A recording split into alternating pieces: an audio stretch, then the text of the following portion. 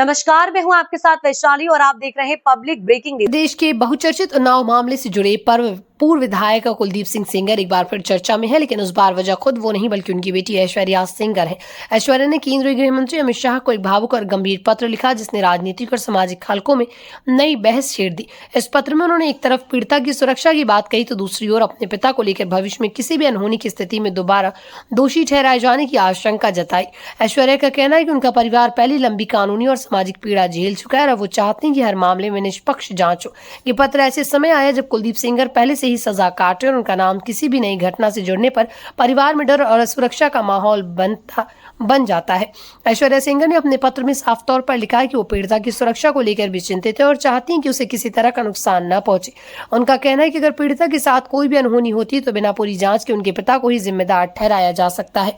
ऐश्वर्या का तर्क है कि कानून को अपना काम निष्पक्ष तरीके से करना चाहिए और किसी भी घटना के लिए पहले से ही सजा काट रहे व्यक्ति को सीधे दोषी ठहराना न्याय संगत नहीं होगा। उनके अनुसार हर नागरिक को निष्पक्ष न्याय और सुरक्षा का अधिकार है, चाहे वो पीड़िता हो या आरोपी का परिवार।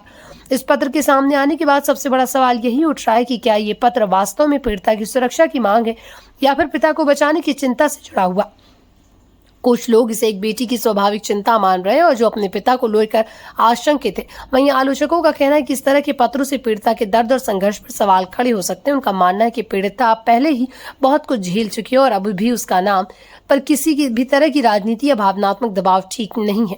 दूसरी ओर समर्थकों का कहना है कि ऐश्वर्या ने कहीं भी अपने पिता को निर्दोष नहीं बताया, बल्कि सिर्फ निष्पक्ष जांच और कानून के सही इस्तेमाल की बात की है। ये मामला एक बार फिर दिखाता है किसी बड़े आपराधिक केस में सिर्फ पीड़िता या आरोपी ही नहीं बल्कि उनके परिवार भी किस तरह मानसिक तनाव और सामाजिक दबाव झेलते हैं।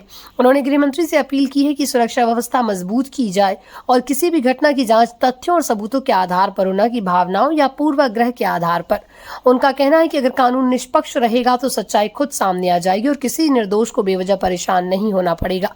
अब देखना यह होगा कि ऐश्वर्या सेंगर के इस पत्र पर सरकार और गृह मंत्रालय क्या रुख अपनाते हैं।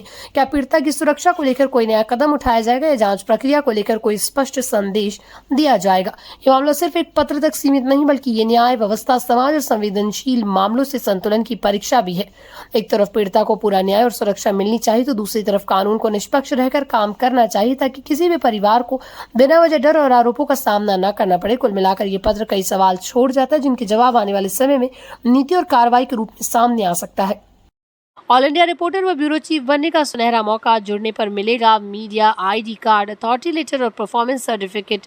अभी जुड़े, व्हाट्सएप करें 9795303333। अगर आपको हमारी ये वीडियो पसंद आई हो तो चैनल को लाइक, शेयर एंड सब्सक्राइब जरूर करें।